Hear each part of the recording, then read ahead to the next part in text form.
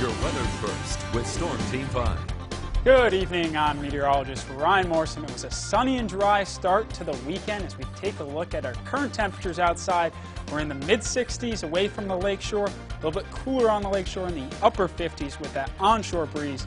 And we're not dealing with much in terms of cloud cover. We just had some of those high clouds make their way through our region, and that's going to be the story over tomorrow into Monday. Is not much cloud cover, and by 8 p.m. we're still at 58 degrees, sunset at 8:38 tonight. Temperatures dive into the 40s for lows. In a few minutes, I'll time out when warmer temperatures will return. Local 5 News at 6 starts right now. Your stories, our community. This is Local 5 News with Connie Feldman and meteorologist Chad Raeflisberger. Good evening and welcome to you. I'm Eric Richards. We get right to it at 6 o'clock with our salute to Flag Day by taking a look back through the eyes of those who volunteer. Local 5's Paul Evenson shows us how, for 3 longtime committee members, Flag Day has become a family affair. My name is Eric Stadler, and I've been a part of the Appleton Flag Day Parade Committee for almost 20 years. I'm Perry Kidder. I've been involved with the Appleton Flag Day Parade for 31 years. I'm Carl Kaufman. I've been a member of the parade committee probably 35 years, give or take. With a combined parade committee experience of over 80 years, Eric Stadler, Perry Kidder, and Carl Kaufman know just how special of an event the Flag Day Parade is to the city of Appleton.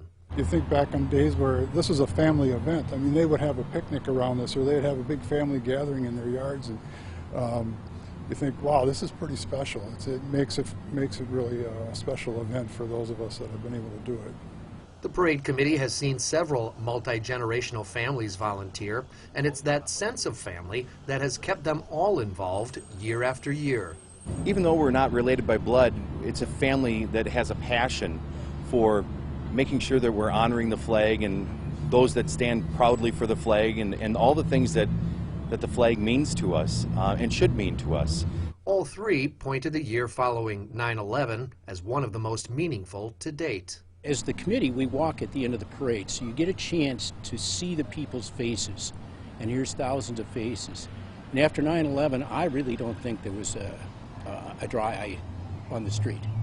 These friends will have a very different Flag Day this year after the committee made the difficult decision to cancel this year's parade for the first time in its history.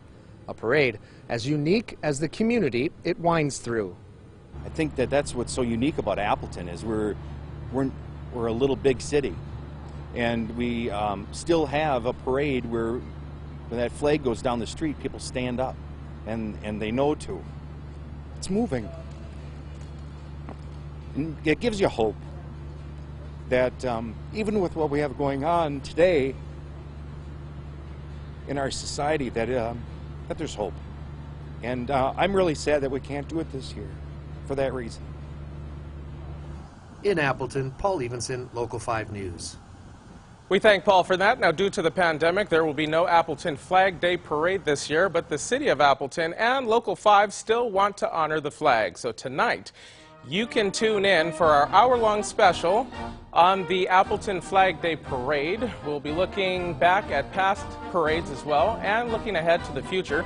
You can see it all tonight at 7 right here on Local 5. Now, in a positively Wisconsin story, even though Flag Day is until Sunday, Local 5's Rhonda Fox takes us to Appleton, where there's a small army of volunteers helping to make sure our fallen folks are always remembered. My father served, and I served, and I know a lot of veterans, and I just think that we have to give back. Some might say, after more than 3 decades in the military, Laurel Sternhagen has done enough. Well, I stayed in for 36 years, mostly in a drill sergeant unit over in Neenah, Menasha, Appleton area, the 84th Division Training Unit. I fell in love with the Army. But now, Laurel leads a new mission to clean the grave markers of our fallen soldiers. We have to remember to do what's right, not what's easy. So the right thing was for me to clean them up. To make sure these hometown heroes here at the George Eggleston Post aren't forgotten, one veteran is putting them front and center. So you have to wet the stone, you have to scrub, you have to re-wet, and then you start seeing the cleaning process. They look like they're brand new again. It's just amazing. In scrubbing away the wear and tear of time, Laurel has unearthed some local history. I started cleaning it and was totally amazed when I started reading Horace Artist. He was a slave in Georgia and ran away when he was 21, joined the military to fight in the Civil War. And he actually managed three or four different farms. So he was quite prominent in the Appleton area. Horace is one of more than 3,000 veterans at Riverside Cemetery that Laurel and her unit take care of because she wants to make sure we never forget their sacrifice. We all owe it to our fallen heroes and our veterans in this area to just honor them with a little respect and take a little time. In Appleton, Rhonda Fox, Local 5 News. Rhonda, thank you. Now, Laurel and her volunteers hope to have all grave markers in the Eagleson area cleaned by Sunday. And if you'd like to help this summer, you can visit our website at wearegreenbay.com. On to other news now, as the seniors at Bayport High School said goodbye to high school in a very unique way. With the help of the Howard Swamico Fire Department, 476 graduates paraded from the Green Bay Community Church to a park nearby for their drive-by high school graduation. Family members lined nearby streets and watched students and cheered and honked and decorated their cars in celebration. Now, despite these unusual times, the class of 2020 still donned caps and gowns and even received a diploma. And volunteers say that they hope this procession gives the graduates a sense of normalcy. This was really important to hold for the students because in a year where so many of their culminating experiences were taken away from them, we hope that this parade made up for that in some small way. Now, the seniors received goodie bags filled with a class t-shirt, coupons for free food and prizes, and we congratulate the Bayport High School seniors who graduated. Well, still to come right here on Local 5 News at 6, we'll have the very latest on the coronavirus in our state. And dry so far this weekend when warmer temperatures will return, coming up in the Storm Team 5 forecast. You're watching Local 5 News with Connie Feldman.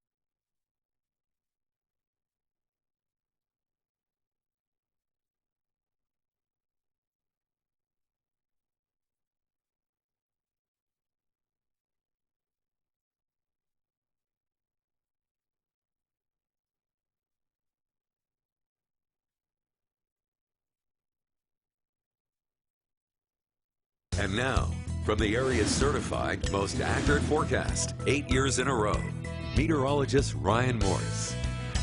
Well, an absolute gorgeous start to this weekend is going to continue into tomorrow, taking a look at our Storm Team 5 Skyview Cam powered by Pella Windows and Doors of Wisconsin. Right now in Green Bay, 62 degrees. We're just dealing with some high clouds, but otherwise an absolute gorgeous start to the weekend. And here are some of the high temperatures we saw today. Below normal across the board, and you notice a little bit cooler along the lakeshore. Manitowoc at 59, and that's due to that lakeshore breeze we dealt with. In Wapaka, 69, and areas south and west generally stayed a little bit warmer away from that easterly breeze. So wind speed, as I mentioned, these are the wind speeds that are keeping those temperatures a little bit cooler along the lakeshore, 10 miles an hour in Manitowoc, and that's what really hampered temperatures today. And that's going to actually help with temperatures overnight. But temperatures right now, still in the 50s along the lakeshore. Wapaka still at 66, Iron Mountain at 65. And we're going to continue to decrease these temperatures through the overnight hours. But right now on radar and satellite, not much to speak of. We did see some of those high clouds pass through our area earlier in the afternoon, but we're just going to continue to clear up. Notice some clouds off to the south and west, and those are going to continue to make their way south. So we're just going to be dealing with those clear skies. And believe it or not, this is FUTURECAST. We're dealing with no clouds virtually through all tomorrow. And then tomorrow, or Monday around 7 a.m., we see some of those clouds start to build west of Stevens Point. And we may see some of those clouds creep on into our area as we continue through Monday. You see Monday afternoon, some of those clouds continue to push a little bit eastward. But the majority of us, even Monday, don't see much in terms of cloud cover, especially along the lakeshore. And that's going to be the trend through early next week. But forecast lows for tonight, it's going to be chilly once again. Temperatures across the board dropping into the 40s, even up in Iron Mountain dropping to 38. It's definitely a chilly overnight temperature. But along the lakeshore, because the warmer temperature of the lake water is going to be blowing on shore, we're going to remain a little bit warmer. And then you notice areas Oshkosh, low of 49. So here's the broad picture. Upper level ridge off to our west causing those warmer temperatures is going to eventually dominate this cooler area, and that's going to make its way into our region Monday and Tuesday. And by Tuesday and Wednesday, we're dealing with temperatures in the 80s, and that's going to be a big warm-up for us, but it's also going to make us even more muggy. You see dew point on the rise. Through this weekend, we're going to remain dry, but then notice Tuesday, Wednesday, Thursday, those warmer temperatures start to come back along with those muggy dew points, and then 69 for a dew point on Friday. And that is borderline tropical. So for tonight, we're going to remain mostly clear with those cooler temperatures, especially in the Northwoods, low temperatures in the upper 30s. Green Bay and the Fox River Valley still in the mid 40s. And then heading into tomorrow, it's going to be another gorgeous one, sunny, and it's going to be cool and dry. Once again, temperatures approaching 70 degrees in most spots. Winds out of the east at 5 to 10 miles an hour. And for your 7-day forecast, it's going to remain dry for the majority of the week. But notice Thursday and Friday, we start to see those storms roll through again. High temperatures through the midweek in the mid-80s. And then we're cooling off for Friday with showers for early parts of next weekend. For the Kagen Allergy report, we see pollen is very high and mold is very high as well. You can always find the latest weather information on our new and improved weather app, now available in the App Store and Google Play. Just search Storm Team 5. All right, sir, we'll take it. Thank you very much. We're coming right back right after this.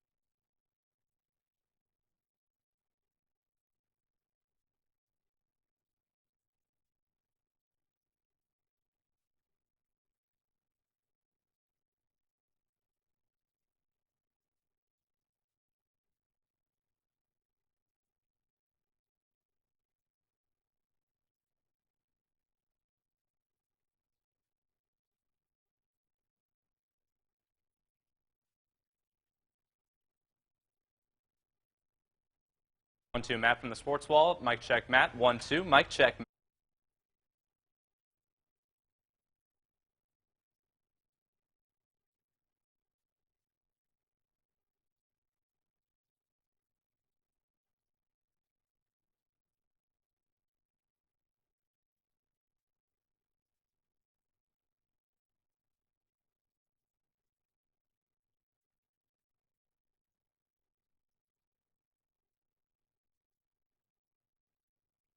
Back to you now. The latest in our coronavirus news is the COVID-19 testing ramps up, with the percentage of positive cases now dropping below 3%. The Department of Wisconsin, or the Wisconsin Department of Health, rather, has now confirmed 22,518 positive cases with 691 related deaths.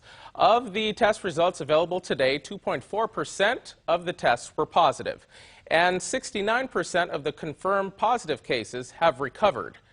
Now, taking a look by county here on the northeast side of Wisconsin, Door County has 39 cases, Manitowoc has 42.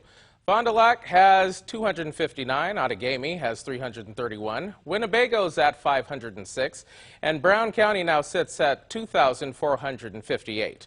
Now, if you do not see your county listed here, you can always get that information on our website at wearegreenbay.com. Well, coming up, it's some sports news, and golf has finally returned today, Matt. Yeah, I'm pretty happy about that. A little worried about the NBA, though, right now. We'll tell you what might get in the way of an NBA restart up next. Plus, hear what those inside the Packers organization are saying about Jordan Love. It's been a hot topic this offseason. We keep it rolling next.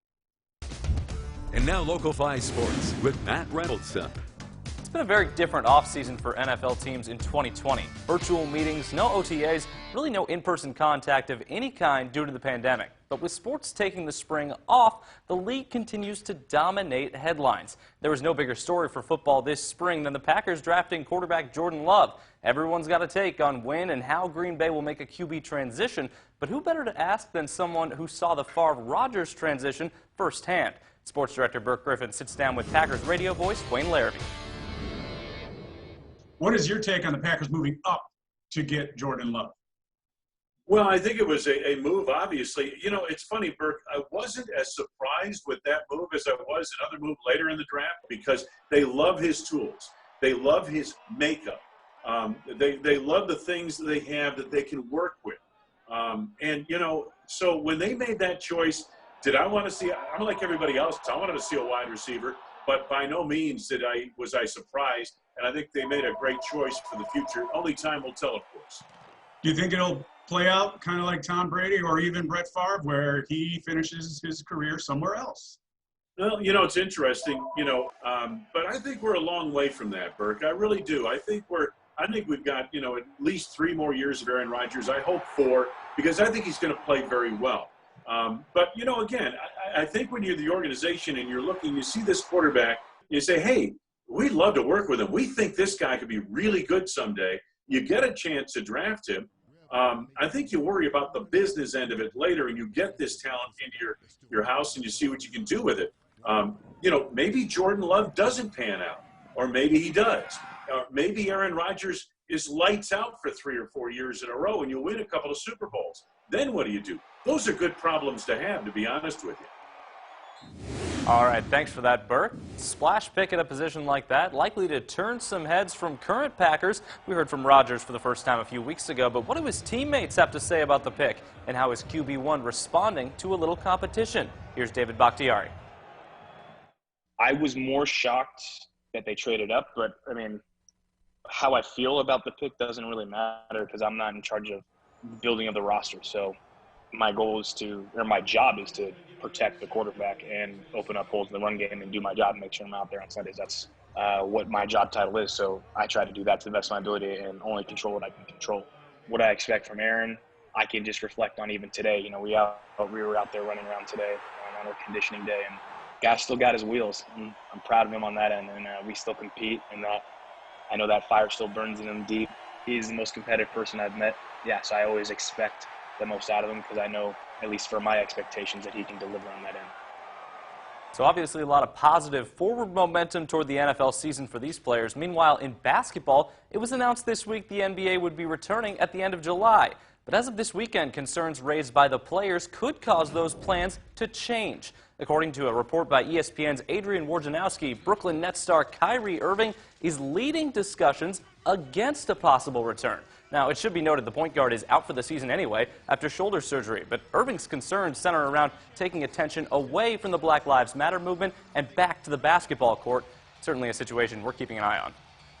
But hey, there's no stall on the PGA Tour restart. Golf already 3 rounds into its first tournament back on the course. After 3 rounds at Colonial in Fort Worth, Xander Schauffele leads the pack at 13 under. Jordan Spieth led for a good chunk of today. He's sitting tied for second at 12 under, looking for his first win in 3 years. So we'll have highlights of that at 10. We're still keeping an eye on a possible baseball restart. MLB landed a $1 billion TV contract today. So, Eric, I'm hoping beyond hope that contract in place, the owners and players can come to some sort of agreement, any kind. Hopefully, because we need our baseball. Yes, we do. All right, we get a final check of your weather when we return on the other side of the break.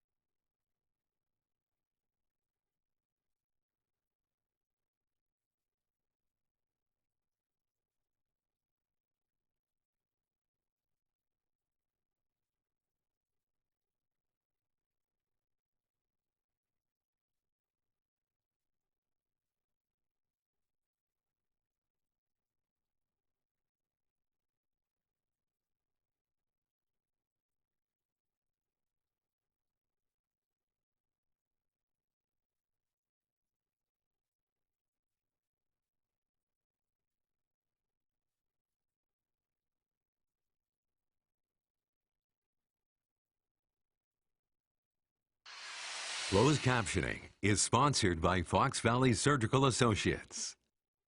Finally, here at 6 o'clock, the Little Chute Fire Department is looking for qualified residents to become volunteer firefighters at its station. In an announcement made earlier today, all residents who have a valid driver's license and are at least 18 years old can apply online. You don't have to have any experience necessary, and training will be provided. So for more information on this, you can apply by going to our website at wearegreenbay.com. Ryan, it's my birthday on Monday, so I need to know if there's going to be a little bit of sunshine and cooler weather. Well, your wish is my command, and happy early birthday as well. Temperatures will continue to decrease from these current temperatures, and we're going to cool off into the evening. All right, that'll do it for us here on Local 5 News at 6. More news at 10 o'clock. We will see you then.